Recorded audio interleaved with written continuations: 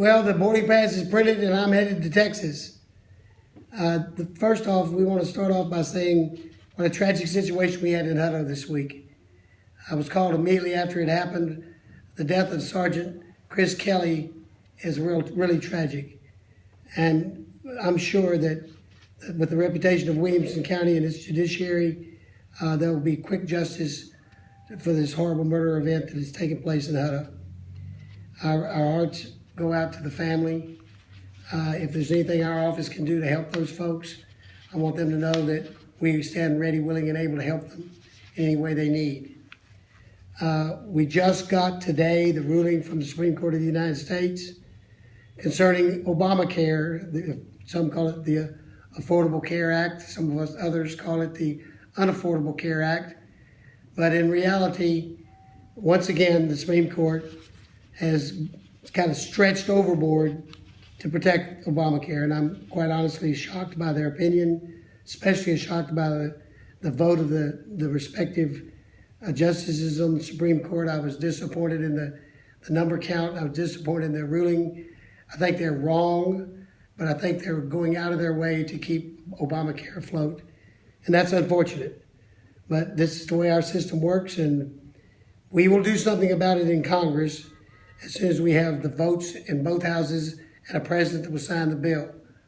I've voted to defund Obamacare now over 60 times. We have done everything we can to defund as many of the programs that they have.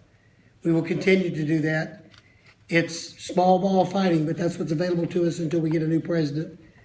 And that's one of the things I'm sure that I'm find most important.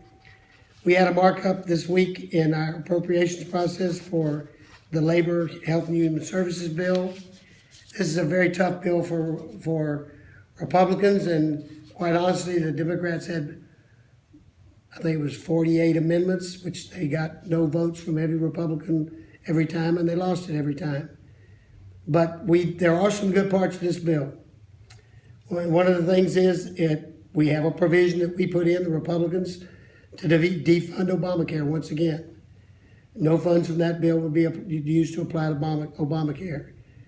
We had to fight again to protect the unborn, language that has been in federal legislation since the 90s. They tried to get it out. We kept it in, and that will once again, we're standing up for life.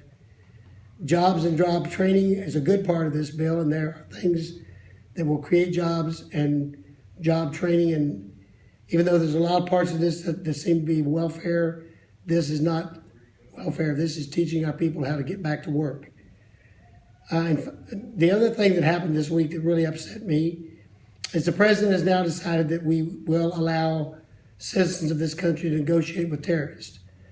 My heart goes out to those people whose children or their spouses are captured by the enemy. But the reality is we should never negotiate with terrorists. It only gets worse. It never gets better. I think the president is wrong on this issue, and I have as much compassion as anybody for those folks that have been captured. But this is a bad law, and it'll come back to haunt us. A bad ruling about the president. So, headed for Texas. I'll be there for a week. It's 4th of July, Independence Day. I hope you all have a great 4th of July. I will be out and about throughout the district while I'm home, and I hope to see you when I'm out.